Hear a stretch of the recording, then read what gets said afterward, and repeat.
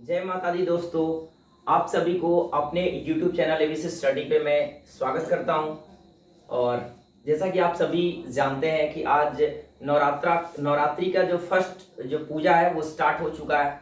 तो बहुत ही आज मैं श्रद्धालुओं में बहुत ही उत्तेजना देखा था, क्योंकि आज मैं मंदिर के पास गया तो मुझे ऐसा लगा था कि बहुत ज़्यादा एक्साइटमेंट है लोगों में। ठीक है, तो इसलिए मैं आप सभी को एक बार फिर से स्वागत करता हूं। और चलिए देर न करते वीडियो को शुरू कर लेते हैं। अभी हम लोग पढ़ने वाले हैं एक्सरसाइज 10th क्लास का एक्सरसाइज 3.1 का क्वेश्चन नंबर 2। तो चलिए स्टार्ट कर लेते हैं। ठीक है, क्वेश्चन है हमारे पास, यही है क्वेश्चन कि क्रिकेट टीम के कोच ने 3900 रुपये में 3 बल्ले तथा 6 गेंद खरीदी। बाद में उसने एक और बल्ला तथा उसी प्रकार के 2 गेंद 1300 रुपये में खरीदी। इस स्थिति को बीजगणितीय तथा ज्यामितीय रूपों में आपको क्या करना है, व्यक्त करना है। तो आपको इसमें क्या करना पड़ेगा, फाइंड आउट करने के लिए आपको लेट करना पड़ेगा। ठीक है, तो हम लोग लेट कर लेते हैं। यहाँ पे सवाल नंबर 2 है। ठीक है, तो मानेंगे माना कि बल्ले का मूल्य या बैट का भी मूल्य बोल सकते हैं, मूल्य बराबर x रुपया। ठीक है, तथा गेंद का मूल्य बराबर कितना, y रुपया। ठीक है, इस तरह से हम लोग इसको लेट कर लेंगे। और यहाँ पे बोला गया, क्योंकि आप यहाँ पे पढ़ सकते हो, यहाँ पे लिखा गया कि क्रिकेट टीम में एक कोच ने 39 रुपए में 3 बल्ले, कितने बल्ले, 3 बल्ले, तो बल्ले का मूल्य कितना है, x है। तो आप क्या करोगे, अकॉर्डिंग टू क्वेश्चन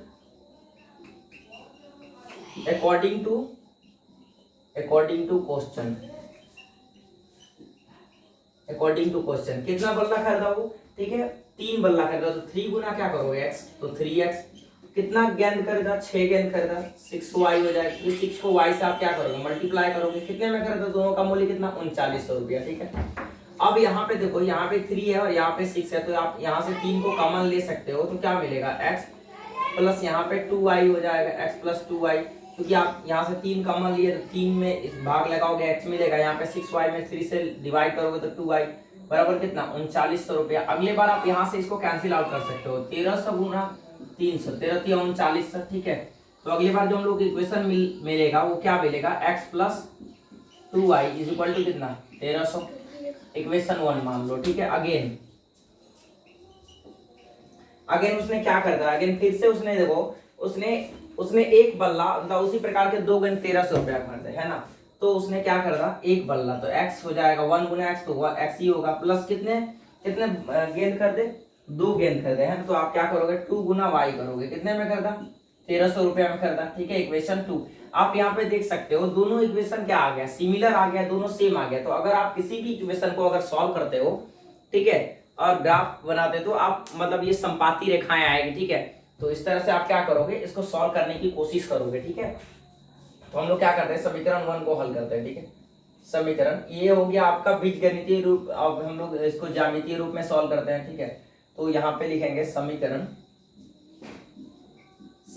1 को हल करने पर, समीकरण 1 को हल कर दीजिए। ठीक है, समीकरण 1 क्या है, यहाँ पे आप देख सकते हो x plus 2y is equal to 1300। ठीक है, तो अगली बार आप ऐसा लिख सकते हो इसको, x बराबर 1300 और ये प्लस 2y बराबर के उस साइड जाएगा तो माइनस 2y। ओके ना। तो अगली बार आप क्या करोगे, यहाँ से y का वैल्यू को पुट करोगे, एट अपने मन से y का वैल्यू ले सकते हो। ऐसा लो जो मतलब ऐसा नहीं हो कि x का वैल्यू बहुत बड़ा हो जाए और y का बहुत छोटा हो जाए, दोनों को एकदम अवेलेबल तरीके से मानना है। ठीक है, तो आप यहाँ पे मान लो, क्या मानो, ऐसा मान सकते हो आप 600 ले लो। ठीक है, तो 600 लोगे तो क्या मिलेगा, देखो एट y बराबर आप ले लो 600। ठीक है, 600 लोगे तो क्या मिलेगा, इसी में रखना है, x बराबर 1300 माइनस 2 गुना y का वैल्यू कितना, 600।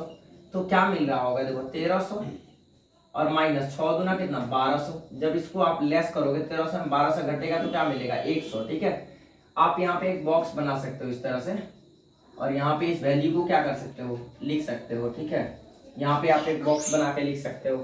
ठीक है, यहाँ पे चलो पहले इसको कैलकुलेट करो, एट दूसरे इक्वेशन एट y बराबर कितना, आप इस बार जो है ना, इस बार आप 700 ले लो इसमें। ठीक है, 700 ले लो, और जब इसको कैलकुलेट करोगे आप तो क्या आ रहा होगा, इसको हम लोग कैलकुलेट करते हैं। ठीक है, तो यहाँ पे आप ऐसा ले सकते हो, देख सकते हो यहाँ पे मैं इसको इरेज कर देता हूँ और तब जाके हम लोग इस साइड इसको कैलकुलेट करेंगे सही तरीके से, ठीक है।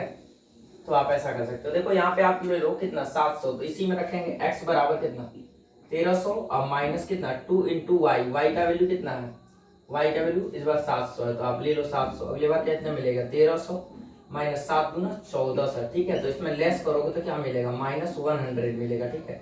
तो यहाँ पे आप इस बॉक्स को ऐसा लिख सकते हो, बना करके ऐसा लिख सकते हो, ठीक है। कैसा, यहाँ पे आप ऐसा लिख सकते हो, यहाँ पे x की वैल्यू, यहाँ पे y का, यहाँ पे x और y का, ठीक है। तो क्या आएगा, जब पहली बार में आपने लिया था y का वैल्यू 600, तो कितना आया था, x का वैल्यू कितना आया था 100 आया, तो आप x इसमें लिख दो 100, इसमें दोनों को लिख दो 100 और कॉमा 600, ठीक है। दूसरा क्या मिलेगा, जब हमने क्या लिया था y बराबर 700 लिया था, ठीक है, 700 लिया था, तो x का वैल्यू क्या आया था -100 आया था, ठीक है। अब तो इसको लिख दो -100 और कॉमा कितना 700।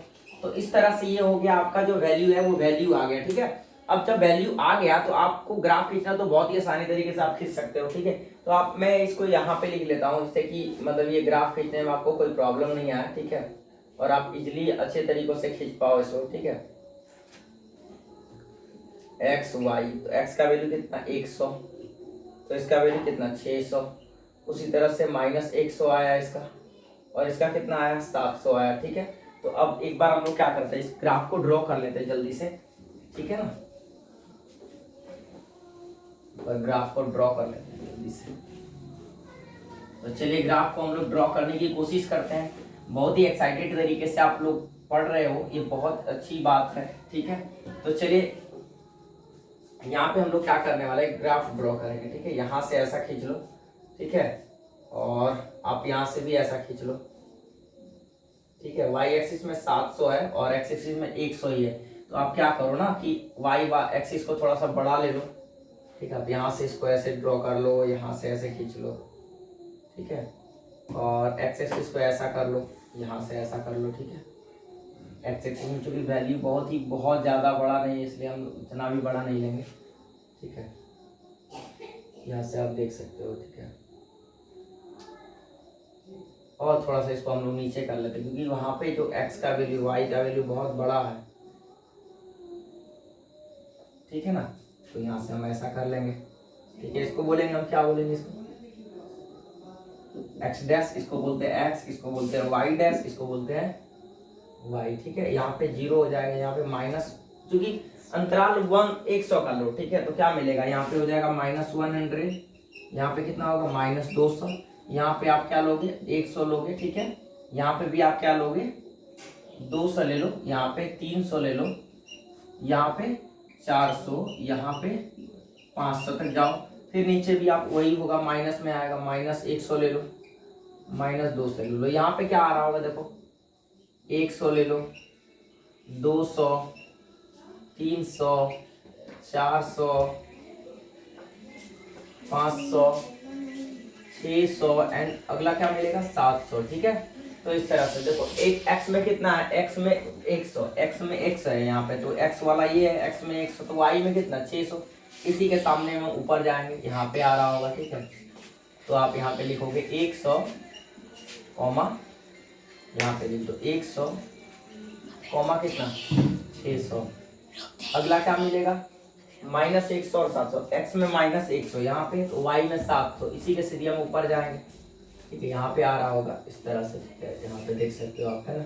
यहाँ पे है -100 कॉमा कितना 700, ठीक है। यहाँ से आप, मैं रफली ड्रॉ कर रहा हूँ इसी तरह से, तो इस तरह से आप यहाँ पे ड्रॉ कर सकते हो। ग्राफ कॉपी में जब आप बनाओगे तो बहुत ही बेहतरीन तरीके से आ रहा होगा ये, ठीक है। क्योंकि दोनों का इक्वेशन क्या है, सेम है, दोनों इक्वेशन एक ही जैसा है, तो इसलिए दोनों का ग्राफ खींचना कोई जरूरी नहीं है।